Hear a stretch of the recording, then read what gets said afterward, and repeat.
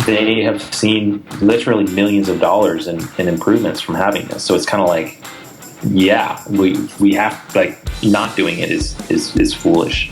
I think we're now at a point where things are mature enough and stable enough to where these marketing projects can now start to become real things. Thank you for the check. We are excited to be here, but none of this stuff works because of the Apple changes, and their response to me was, "That's fine. Just figure it out. Like let's do whatever works. Let's make this customer work. Let's do what it takes." And I said, "Well, I know how to do that, but it's Bluetooth. It's not Wi-Fi. And you guys, we don't do Bluetooth right now at Aruba." And they're like, "Well, make it happen," right? Not only did it work, but it worked really, really well. And it took us minutes to set up. It was so easy to set up, and it worked incredibly well. And we were like, okay, this is clearly the future.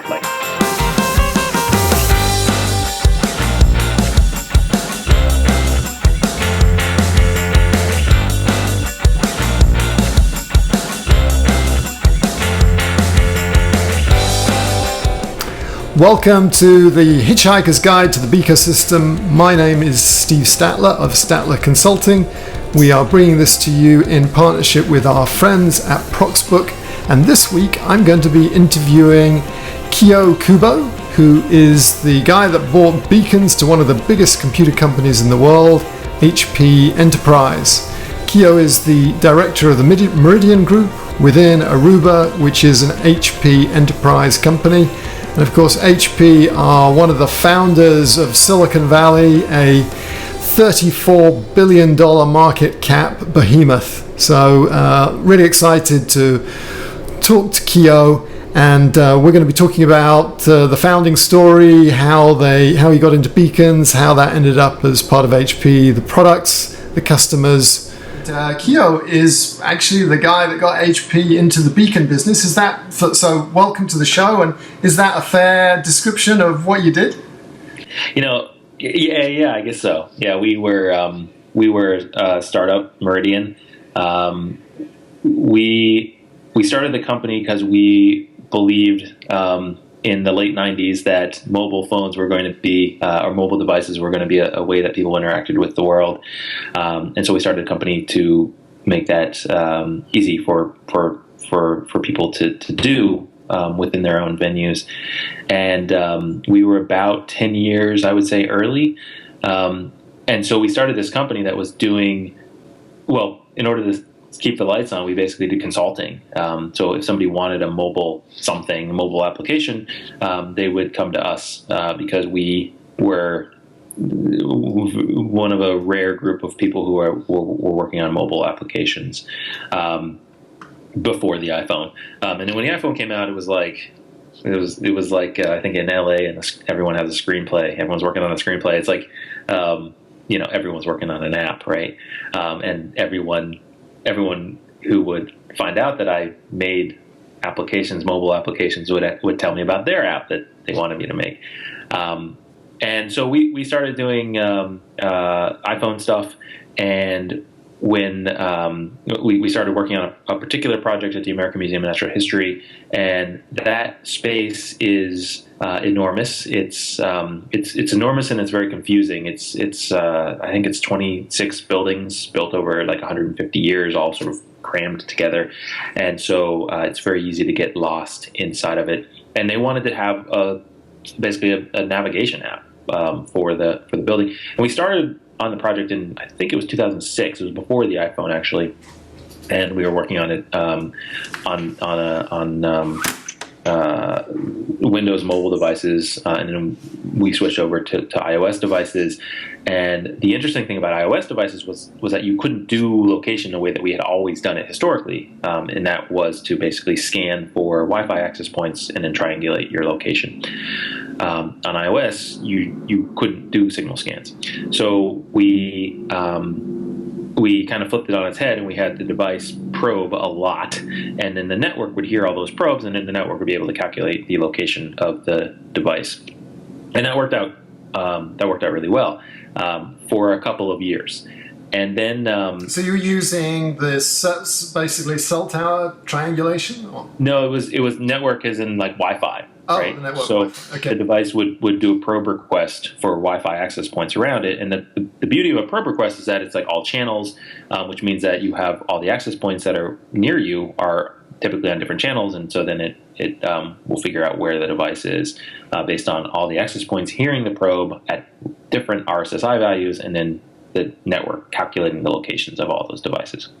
So it's kind of a complicated, long sort of path, right? You had your device sitting on a probe, all the access points would hear it, they would take all that data, send it up to a cloud server, and it would just basically sit there. And then the device would say, okay, my MAC address is AB12CD34, and it would say, hey, network, where is AB12CD34?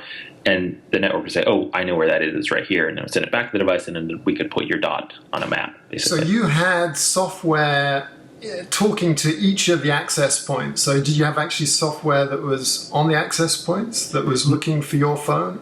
No, the phone portion of it was literally just the standard probe request. Just a regular old probe request, right? So my phone does a probe request like it does whenever I go anywhere regularly. We were just able to get it to probe more often. So that's what our software would do. It would cause it to probe a lot. And then the network would hear that and then calculate the location on its own. And at the time, we were using a product from Cisco called the Mobility Services Engine, or the MSE. So that's a network appliance that is like, I don't know anything about it. I don't care anything about it. I just wanted to calculate location, and they basically, what we observed was that with normal probing behavior, location was calculated very, very sparsely. So we sort of excited that it causes to probe more often, and what we noticed was that appliance would calculate more locations. So that's what we did on the handset side, and then we worked with the team at Cisco to enable us to have access basically to that and request our location based on our MAC address. So that's what we did. This was basically 2008 through 2013. That was sort of the state of the art. I mean, that's how we were doing it, and there weren't honestly a lot of people doing this. It's kind of a roundabout thing, and it just wasn't. It was difficult, I'll say, and honestly, it was hard to set up. It was, there was some real legitimate security concerns, right? Because now you're talking to this server that's in your infrastructure that has the locations of every device, and to make that available to the public is a little bit scary. So it was a lot of work. The end result, as a user, you walk in and you open up your map and you see your blue dot, and you walk around and blue dot would follow you, and this is great, right? But it was a lot of, I would say, a lot of work. And as time went on, it became more and more work. For example, the security things. There are certain customers whose that kind of security is pretty legitimate and important. So having a system where you're talking with the back end becomes really problematic. So we ended up building a proxy server that would have dedicated access only to one basically API. And so now my device would talk to a proxy, which would then talk to the server. And then you started seeing more things happening where the device basically didn't respond to our probing activity, or we couldn't get the MAC address from the device anymore. It was very cascading. It became more and more and more difficult to do. So these are the changes that Apple made to obfuscate the MAC address. That's one of the I mean, they removed our access to the MAC address altogether, and it wasn't we weren't big or important. It was really that people were using the MAC address as a basically as a proxy for a unique identifier of a device. So you'd be able to track people across applications and do advertising and so on and so forth, and the user wouldn't be able to control that. So they limited access to the MAC address. They basically stopped responding to our requests to probe more often. They themselves just stopped probing very often. And all of their decisions are good decisions, honestly. Probing takes a lot of battery life, right?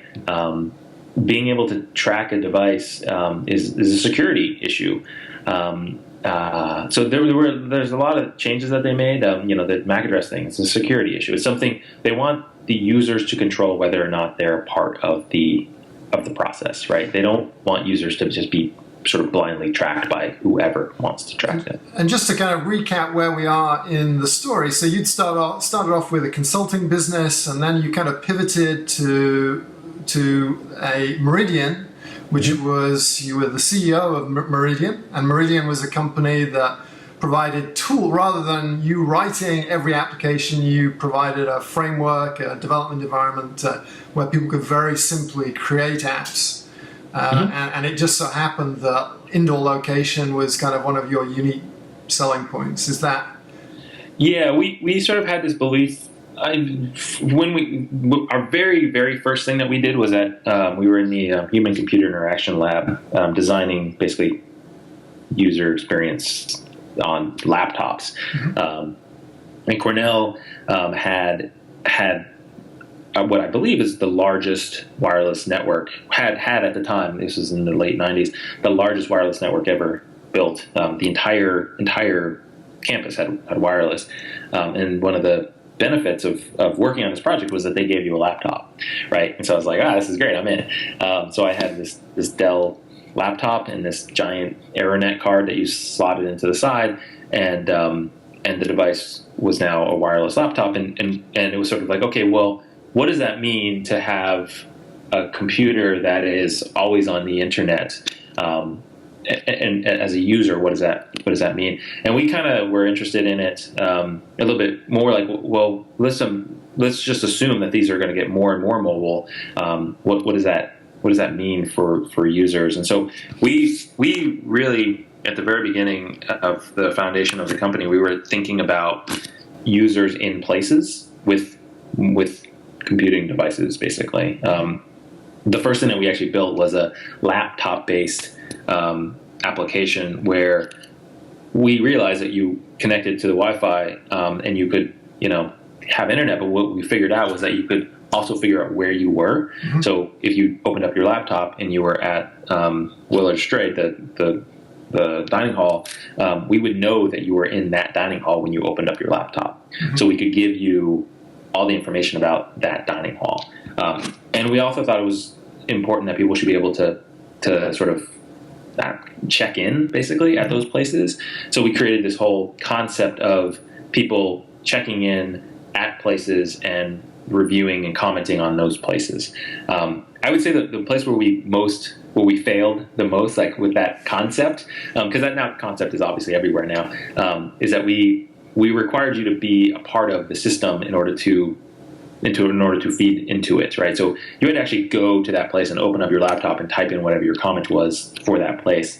You look at something like Yelp, like anyone just opens up, they rate whatever they want to, and obviously it's a much larger community. But it was ahead of its time, and just because there's a lot of really good stuff that I didn't know about that you're talking about. But so you were at your journey started at Cornell. Figured a way of getting a free laptop. You were doing a computer science degree and an economics degree at the same time. I come from England where you have to, generally do one, but you got 2 degrees. Most people do one. I did 2 undergraduate degrees. So high achiever, you left. You created a software consulting company, and then you created a software company that you sold to Aruba. That's right, yeah. And so, and then Aruba got bought by HP, and so you're now in HP. But tell us a little bit about, so what was it that Aruba saw that they liked, and why did they buy you, and how did you get them to buy you? Just pure charisma, I think. That goes without saying. But. Well, so what had happened, so we were very closely, we were working very closely with Cisco because they had this mobility services engine product that worked pretty well until Apple started putting the clamps on it.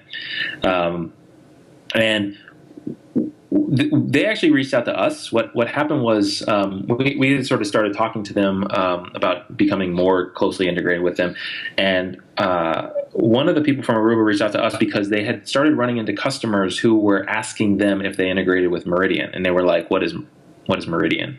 And so they reached out to us and said, they looked at what we were doing, and they had a really strong vision for not using. So, they had historically been what Dom always says. They were always the plumbing, right? And they wanted to not just be the plumbing, but also be the kitchen designer, right? They wanted to create the countertops and everything.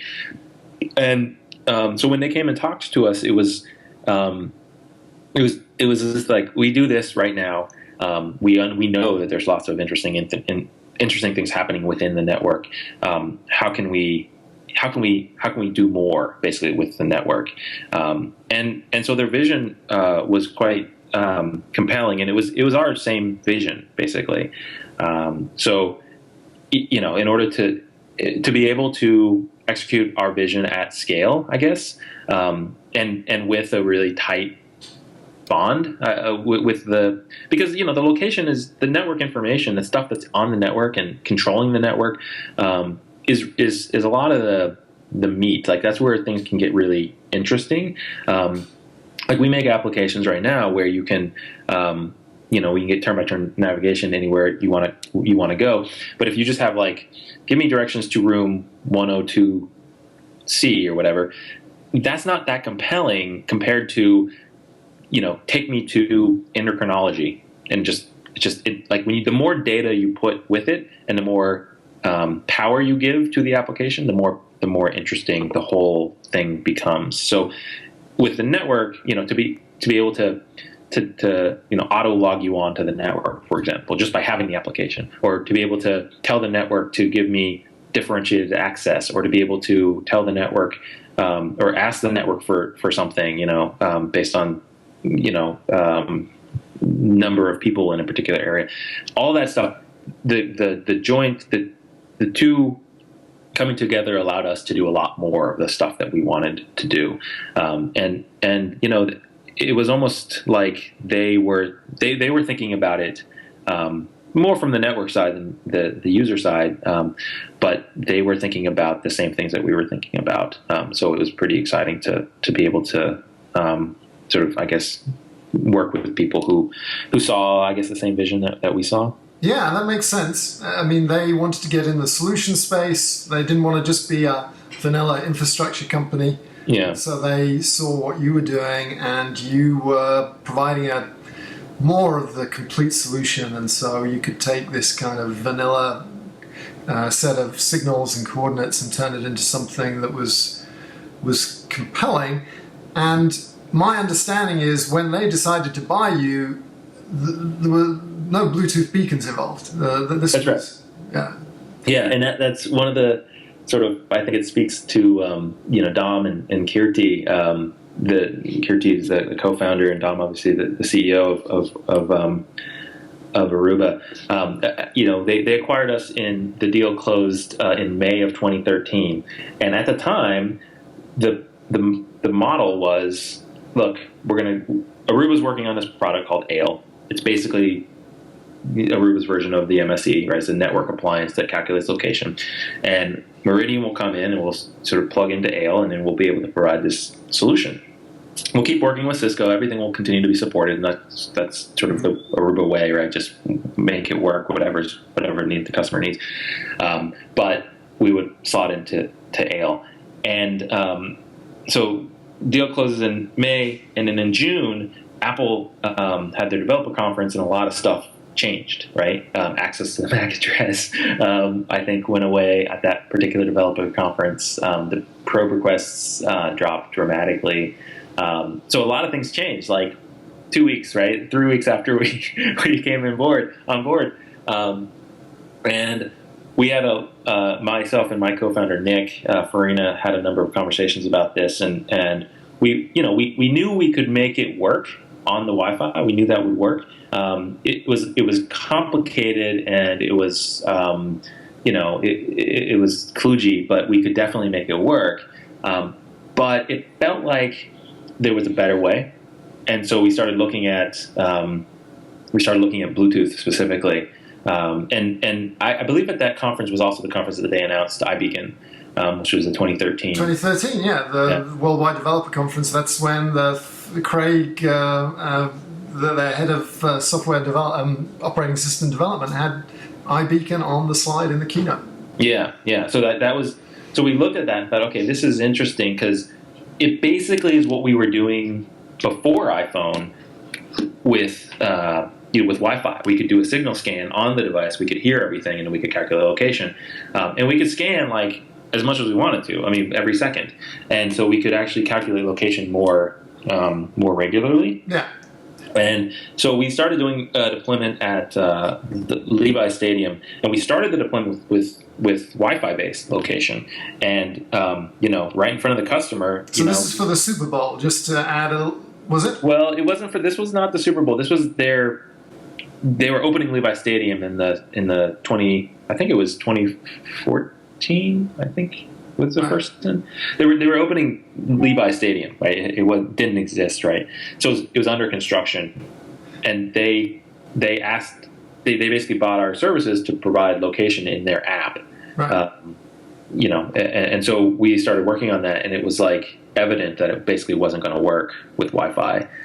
Okay, and so a little bit of context for people that are not American, because this is kind of a global industry. So Levi Stadium, that's like Santa Clara, right? And it's a big stadium. I don't know how many people but it's the 49ers. So this is Tier 1, huge stadium. Yes. Probably, was this in your deck as you were kind of selling the company? It's like, no, this was not our customer. Oh, okay. So you've just come on board. They've paid you. They've just written the check for how many $1 million was it for the company? Many millions. I don't know. I don't know. It was expensive, right? Yeah. Tens of millions of dollars have been spent on your company, and they have this prize customer that you've got to deliver on, and you're kind of realizing that actually this is going to be a bit of a nightmare. Well, fundamentally it didn't really work, right? So the customer was Aruba's customer. Aruba had come in to do the Wi-Fi, and Aruba had come up with a really unique underseat design to provide really high quality Wi-Fi to basically every person in the stadium. And their vision was stadium experience. Like they wanted to make a stadium that was, it was basically all the things that I had in my mind in the late 90s, where it was like this mobile device is how you're going to interact with the world, and they had that same vision, and they wanted to make it such that a person would come into the stadium and the app would know where they were and give them directions anywhere, and they could click a button and food would show up in their seat, and it was just sort of this experience that was complete end to end, and very, very technology driven, right? And so they bought a bunch of Meridian stuff, access points, and all of our whole kit from Aruba, access points, controllers, the whole 9 yards, and then they bought a bunch of Meridian stuff in order to power their app, right? And they built this really fantastic app, but it required location to do a lot of the things that it wanted to do. So they bought the Meridian stuff to enable that, and yeah, it basically just didn't work because of the configuration of the bowl and a bunch of stuff. Honestly, the unique Wi-Fi design is fantastic for data, but is not great for location because the concept is have these microcells. So this access point covers these small number of seats. When you want to do location, you want to see as many access points as possible, or you want as many access points as possible to see you, and that's kind of the opposite of what the concept is for the data. So so I went to Dom and Kirti, and I said, thank you for for the check. We are excited to be here, but none of this stuff works because of the Apple changes, and their response to me was, that's fine, just figure it out. Like let's do whatever works.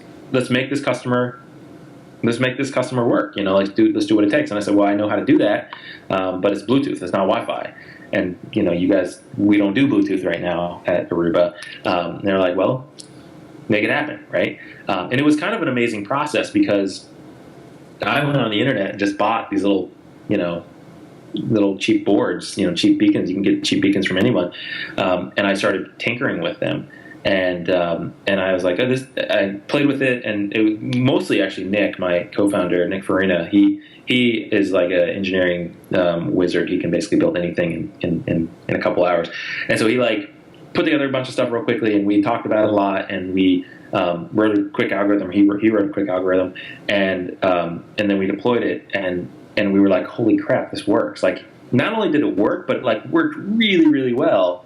And it took us like minutes to set up. Like, it was so easy to set up, and it worked incredibly well. And we were like, okay, this is like clearly the future. Like this first of all, this actually works. Like, just out of the box, it just works. And it worked really well. Anyway, then I set up a demo, and I showed the customer, and I showed Kirti, and I showed Dom, and they were like, yeah, this is good. Do whatever you got to do. And at that point, it was kind of amazing because, as Meridian, we didn't have any resources. We couldn't really do anything. How big were you when you were bought? About 15, 20 people, something like that. Right. But like building hardware was like, no way. Like no way, right? We're software people. I don't know anything about hardware. I mean, I can solder stuff and whatever, but it's like not my thing. And ultimately, it feels like I'm going to have to go to China or something. I don't know. So that was one of the points when it was like, wow, this is amazing being within Aruba, because I showed Kirti, and he was like, yeah, here, talk to this guy. He's the project manager guy. And we had beacons basically within like a very short window, like a couple months. We had like a physical product that was like a real thing. And it was kind of unbelievable. And within a couple months, we were actually walking around Levi Stadium deploying them. And that sort of blew my mind that we could get some physical hardware so quickly. And did you start off with battery beacons? Or because I know you've got USB beacons in there now, plugged into all those TV sets that they have everywhere. Yeah, so we needed it to...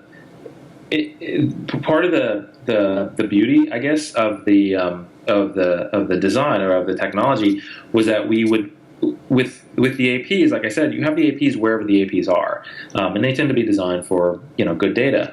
And if you use that design for location, it doesn't necessarily work. So one of the beautiful things about Bluetooth was that it's so low power that you could literally like put the beacons anywhere. And so you could use the design. You could almost like do a custom design for every place that you went. And you say custom, and it makes it sound like it takes a lot of time. It like takes like seconds. But you can kind of do this custom design because you just take this battery thing, you pull the tab, hold it next to the phone, it figures everything out about it. You stick it to the wall, and off you go. And so we started with the battery ones because that was sort of that was part of the design of the overall solution. You get battery-powered beacons, and the battery-powered beacons are able to last for many years. They're still over there chirping away, and it's now been 2 years, so 2.5 years now. And so the fact that it was battery-powered was actually, I think, a big part of the design of the solution. Where we ended up after that was I deployed 20 of them in the stadium and put them all up, and it worked, and I was like, this is fabulous. I just did it. I didn't have to talk to IT. I didn't have to do anything. I just stuck them to the wall and walked around, and it worked. And then I talked to my team in Portland, and I said, okay, this all works great, but I need to be able to do this one thing. I want to try a couple different power levels. And I said, okay, you need to push this new version. We got some new firmware here. Push this one to it. So I took my phone, and I walked up to the first beacon, and I connected, clicked on it, and clicked on upload firmware, and hit save. And then you just sit there. And you literally just sit there and watch this little progress bar working its way across the screen. And it takes like a long time. I mean, it's great that I can upgrade them wirelessly, right? But it takes a long time. And I was, at the time, estimating there would be like 5,000 beacons in this place. And I did the first one, and I was like, the minute I hit save, I was like, yeah, this isn't going to work at all. Like, this is not. How many beacons did you actually end up with? About 1,200, I would say, something like that. It varies, but yeah, about 1,200. And yeah, so I was like, this is crazy, crazy, crazy. So then I went back to our AP team and said, hey, is there anything we can do about this? And they said, well, we have a USB port. And I was like, great, USB port. And so went on Amazon and bought some USB, basically Bluetooth beacons, and started testing them, and then started working with our AP team, and then obviously we ended up having these beacons manufactured, but it was like suddenly it was like, oh my gosh, the network is so critical here, because when you have this many beacons deployed, not just like in one space, but like if you have them deployed, like we have a customer, we'll have a customer with some issue in wherever, Dubai, and I'll be able to go and look at all their beacons. Like, oh yeah, we haven't heard that one from that one in 3 days. I think probably it's the battery's dead, or somebody stole it or whatever. And lo and behold, you go there and it's gone, right? So the remote network management of them is so, like, I can't tell you. Like, believe me, like having walked the stadium, it's like, you don't want to do it more than once. Like and that's a stadium, and then the similar problem if you're in like 20,000 fast food restaurants. It may be a much shorter walk around that facility, but there's a lot of them. Even if there's 100 of them or 50 of them, then you got to someone's got to manage this. Who's going to manage it? And it's who's going to put their hand up and say, I'll manage it? Well, maybe we should get the people who are already managing stuff. They're managing Wi-Fi, and Yeah, and it's the same reason why you don't see every McDonald's going to Best Buy and sticking up a Linksys router, right? It's like you need something that's managed, right? Yes. You need something that's robust, and if I need to, I can I can tweak it remotely or whatever. So it's these beacons are designed to be dumb, I guess. Because you need the batteries to last for a long time, and when you're doing location, especially, you're not chirping. You're not chirping every couple seconds. You're chirping like many times a second. So you don't want to waste any battery, and so you want them to be pretty dumb, generally speaking. But so the more intelligence you can push into the network or into the apps, the better off you're going to be. Yeah. So having the managed, like, it became so obvious to me, like on day one, how important that was. And I was, on some level, I was like, oh, thank God we're Aruba, because we have the network, right? We can actually do this. And I was also sort of a thank God moment, because it was like, okay, now it makes sense. Like, we're Meridian exists inside of a network company, makes a lot of it made sense initially, and then there was sort of this fuzzy period where it was like, well, we're not using the network at all, and then obviously now we use the network very, very extensively.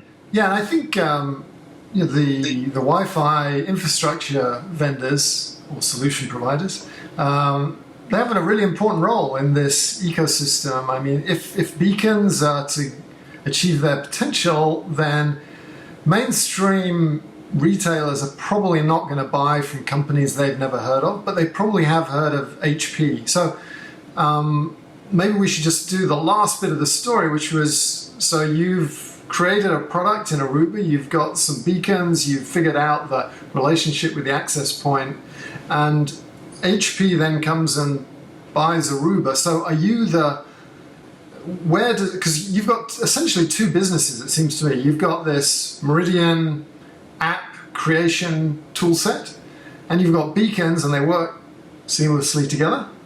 But people might buy the beacons and not use Meridian. Can they do that? Or if I'm buying your beacons, do I have to use Meridian? So our beacons are like enterprise secure, I guess. So you can't use our beacons. So it's a funny thing, right? You can buy the beacons and you can program them and you can like stick them out, and now they just chirp, right? And you can use them whatever, but you won't. You can't really do anything with that, right? You won't be able to reprogram them. Like it's all managed through the system. So if you buy the beacons without the system, they are kind of expensive paperweights, I guess. Yeah. Once you configure them, obviously they just keep chirping whatever they chirp, and that's fine. And you could technically use that, but it's not really a solution. Similarly, we don't support third-party beacons in our system. And the reason why we did that was because I can't tell you how many conversations I have about blue dot performance. Like everyone is constantly like, oh, well, it's putting me over there and I'm actually over here. And it's like, okay, well, where are your beacons? And it's like, well, we only put in like 3 beacons. It's like, okay, well, you need more beacons. And so we needed a beacon that had a really, that we could control basically. Very consistent, very, very consistent power. Like the RSSI was very consistent. Yep. And also we needed it to, the use case that we have of location required the beacon to chirp like a ton.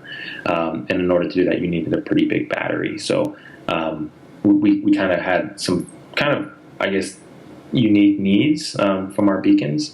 So that's why we ended up where we are. But it's kind of the beacons are not our, like we don't exist in a world to sell beacons. Like the beacons are kind of a means to an end. Yep. We really want to sell a solution to solve whatever problem you have. But just to be clear, so in the Hitchhiker's Guide to the Beacon System, the book that this podcast is related to, we kind of break up the stack. And so you've got the hardware and you've got the fleet management piece. So part of Meridian is fleet management. Then you've got a great dashboard. You can have a map of the stadium or whatever, the restaurants, and you can keep track of where the beacons are. And then you have this ability to create applications either through APIs or actually through a kind of a, not exactly WYSIWYG, but pretty WYSIWYG environment. Can I just buy the management piece, or is it sort of one price and you get the app creation and the management, or is it bundled together, or is it separate? So there's sort of the cloud, and then there's the beacons, and the cloud manages the beacons. So you buy the subscription to manage for the cloud and the beacons, and then if you want to have an app, there's sort of 2 ways you can do that. One is with the, like you said, WYSIWYG sort of app builder thing, and that's literally just a drag and drop. Now you have an app, and you can create an app in a couple minutes, and you can start using it, and then and you can, if you want to use that, then there's a service basically to use that and have this app builder tool, and you that's a sort of a different one-time fee basically for that. And then the other way is with the SDK, and there's no fee for that. So you're only paying for the subscription to the management cloud. Okay. And everything in the management cloud actually includes obviously the management of the beacons. There's a ton of really powerful analytics that are now in there. We can actually tell you, how many people are standing at the coffee machine 2 weeks ago at 9 a.m. Right? But we're adding features where we can actually tell you how many people walked past your facility and how many people walked in, and then how many of those people clicked on a thing in your app, and then after that ended up at the cash register. Like I can tell you exactly those numbers. It's all based on having the app, obviously. So I'm not going to be able to tell you, 10 people walked in today, right? Because it's Bluetooth is a client technology. But yeah, all that stuff is in this management cloud. So it's like everything on the editor is like there's a ton of stuff in there, and everything from managing the beacons to actually building an app to analytics and foreign language support and all that kind of stuff. But yeah, so you buy that. Obviously, you buy the hardware beacons because someone has to pay for those. Yeah. And then if you want to, you can also buy the app maker thing where you just have an app, or you can just use it all and use the SDK and it doesn't cost anything. Okay. And so the SDK enables management features, and it sounds like you can use it within an application as well. But these beacons, you support iBeacon as a standard, do you not? Yes, we do, yeah. And do you support any of the Google Eddystone frame types? We don't today, primarily because there wasn't a reason to with what we do, basically. But moving forward, we see the Nearby API as being a meaningful, important API. So we'll support it going forward. And again, this is one of the beautiful things is that like we'll support it, and like you probably won't have to do anything. It'll just like start working because it's all managed, right? So your beacons are talking to the APs, they're talking to the cloud, and our cloud basically manages all the versions of everything. So when Eddystone, when we get that finished, it'll probably be a thing where you say, yeah, I'll upgrade my things to support that version, and then it'll just kind of happen. And new features within Eddystone, everything else, it just kind of all just gets pulled down for you. And so if I want to kind of control who can see the beacons, then that would probably be a future roadmap thing through Eddystone EID, or can I do that today with your SDK? What do you mean?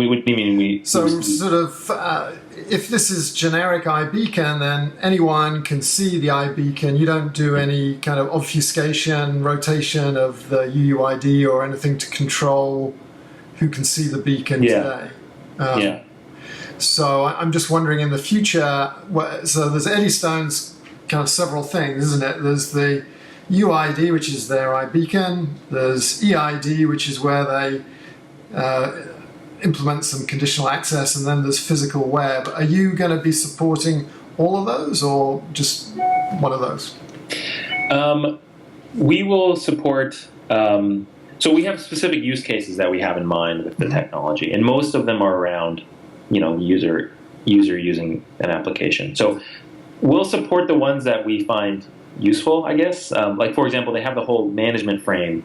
Yes. We don't really need that, right? Because we have the access point sitting there managing it. So that one there's not a reason for us to support it. So we basically will we have a specific use case. We're not, we don't really fancy ourselves as we're not we're not trying to, if you have a handful of things and you want to play with stuff and you want to experiment and tinker, then we're probably not the right choice for you, right? What we're focused on are those sort of, entire, giant corporations or stadiums or hospitals, whatever. They need something, or they've played with something and now they're ready to actually deploy something. I mean, I just talked to a customer last week who has been playing with beacons for like a year now, and they're like, yeah, this works. But our marketing team who was playing with them deployed like 500 of them, and then they came to us and said, we don't know what do we do with this? Like, will you take this over for us? And then the IT basically reached out to us and were like, marketing wants to do this thing. They started doing something, and it's we can't, it doesn't make sense, right? Yeah. So those are the people we're focused on. And so we have specific stuff that we need to support and stuff that we don't. So if I'm a large company and I want to go with a trusted brand who can do the management, provide the ability to create the applications either through the WYSIWYG or the SDK, then I would come to you. If I'm just a hobbyist that wants to play with some beacons, maybe I should do something else. Ours is ours. You can't. You can buy a pack of 5 beacons, but unless you have the service, you can't really do anything with it. It's actually surprisingly inexpensive. Our overall service. I kind of wonder about that, honestly, but it's if you're just you and you want to set up your house with 5 beacons or whatever, then we're not.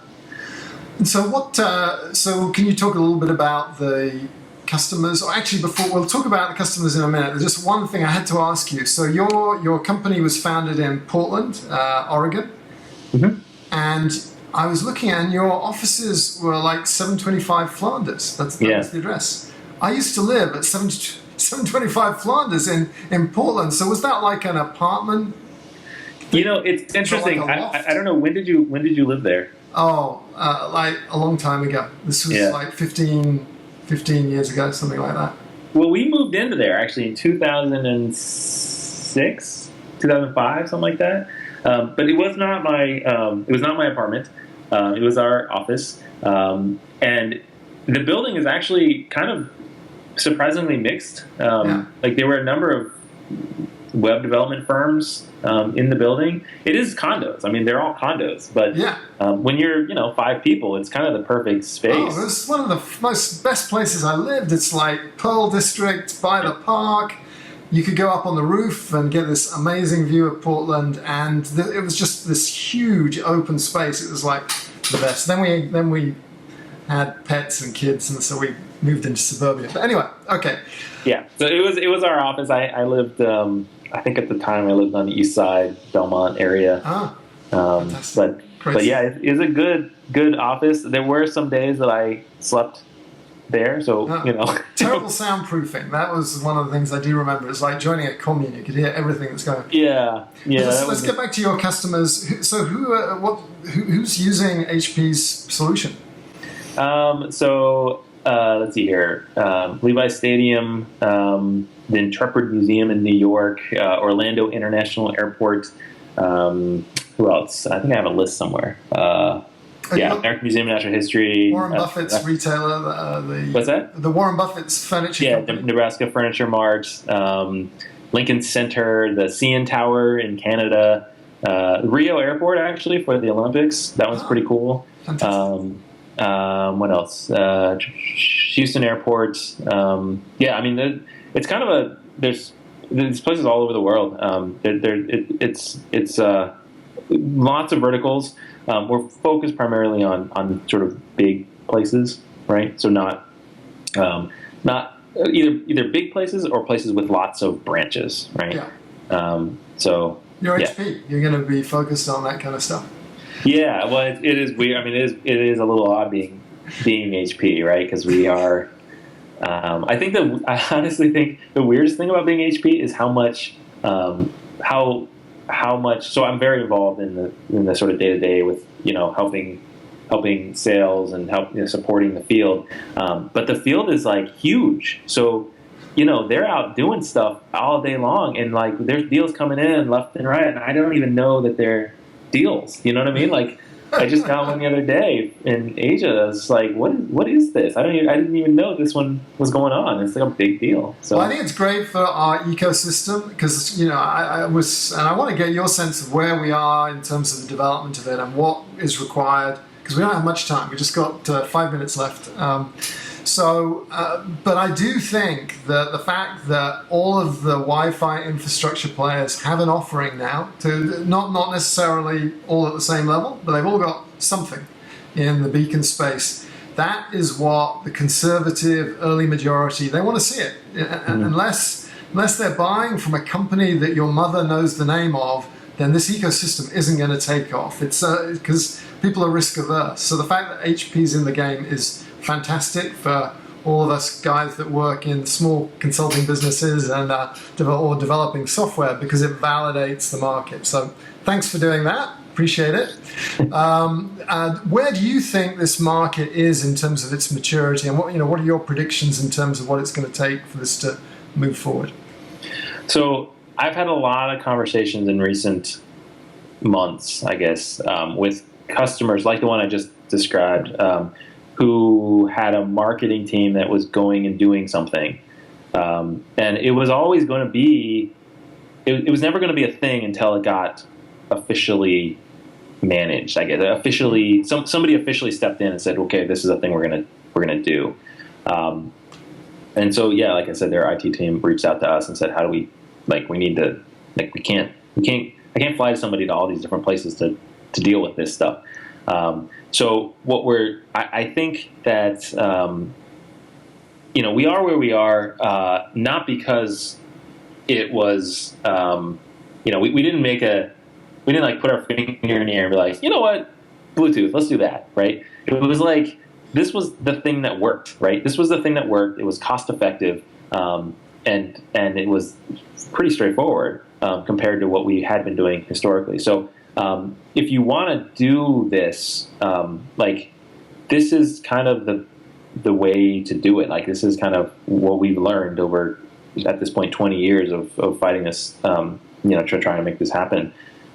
We've learned that this is what works, and it's very exciting for me because, when I was setting up these network-based location things, it was like, I remember I spent 2 weeks in Atlanta at a corporate office trying to wire everything together so that the apps in New York could get back to the network and get the data. And it was a ton of work. And I was thinking to myself, no one's going to do this.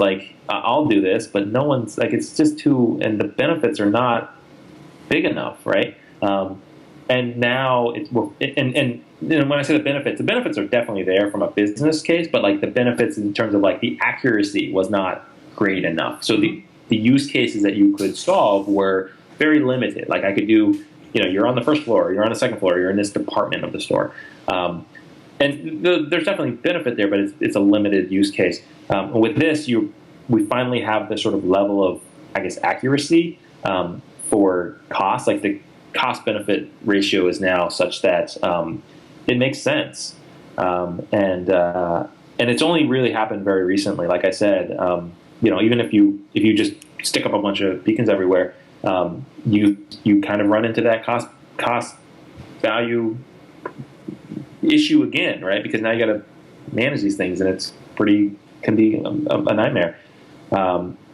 So I think that everyone's driving this way. I know all the analysts, the Gartners and those guys they all sort of have seen that this is where things are going from a location perspective. Obviously, all the big players have seen the same thing, and they're all doing it. Obviously, the handsets are really where it all starts, and Apple and Google are basically all in on that. So it's funny because it feels like we've been here forever, but I think we're now at a point where things are mature enough and stable enough to where these marketing projects can now start to become real things that are.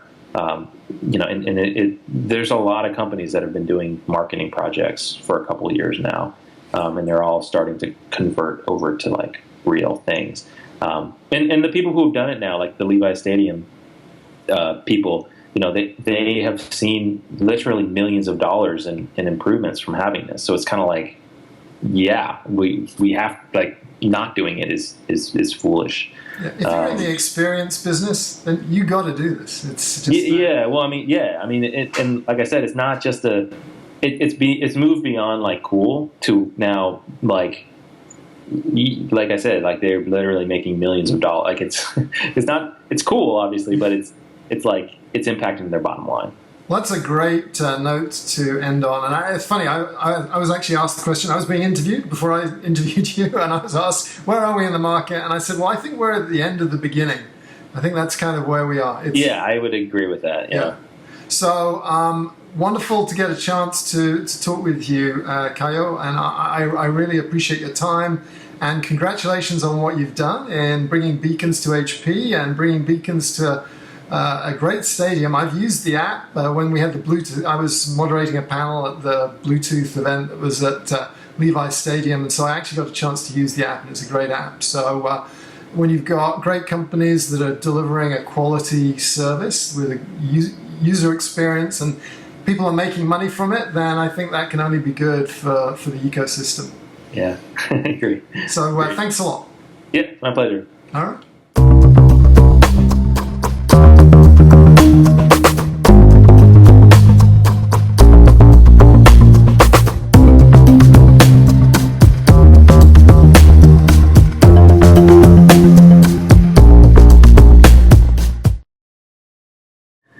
I really don't have an answer for the Mars music. Oh no! Oh. I don't know. Some thinking. I have to say, it's a tough one. So, are you familiar with Desert Island Discs on the BBC? With what?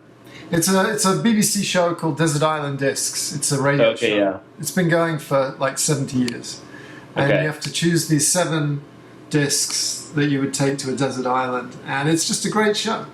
I don't know. I honestly don't know. I was reading the questions actually, and I was thinking to myself, if the technology that is getting me to Mars is only capable of holding 3 songs, I don't think I want to go on that trip.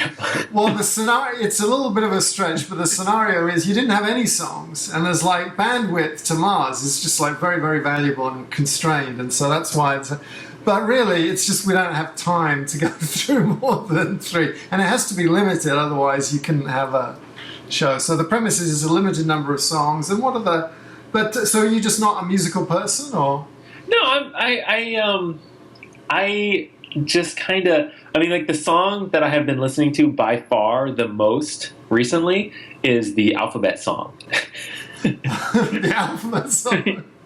Like it's funny because so I have a 2-year-old and he is constantly like, I want to hear the Alphabet song. And so I'm like, okay, so I push the button and say play the Alphabet song, and then the Alphabet song plays.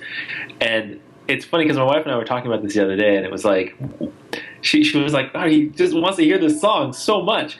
And for him it's just a song, like it's just another song, and it's just a song that he knows all the words to, so it's like this is a good song for him. And so that is the song that far and away I've listened to more often in the last year than any other song. But yeah, I don't know, it's more like I like it as sort of ambient noise, I guess. Yeah. I'm not a person who goes to concerts. I don't know. It's just not a thing for me. So. Well, my kids have grown up a little bit. They're 13 and 16, but I still have that genre of music on iTunes. I mean, you don't kind of throw it away. And so I plug in my iPhone to the car, and I still get the equivalent of the ABC song. So yeah, you're stuck with it for the rest of your life, unfortunately. The place where that comes in right now for me is like, in my iTunes library is Christmas songs, because like I have all the Christmas songs for Christmas time, and then like I don't know, it's too much trouble to take them all out. So whenever I just say play my music or whatever, every like third song is a Christmas song, and I have to like skip it. That would be my equivalent right now. So what's the last concert that you've been to? The last concert I went to was Flight of the Conchords, actually. Oh, excellent! So they're just the best. Yeah, so that was quite good. And then before that, I think it's probably been 15 years since I went to a concert. It's like I think I went to see. What did I see? I saw Ben Folds back in like 2001. That may have been the last time I went to a concert. I'm trying to think. Well, this is good. This is good. So I think we've had our warm-up conversation about music, and I'm assuming. So you've got a 2-year-old, so going to Mars is going to be pretty tough for you. So yeah, no, it's not a thing that I'm interested in doing at all right now. Okay, well, we won't send you, and so the question is mute.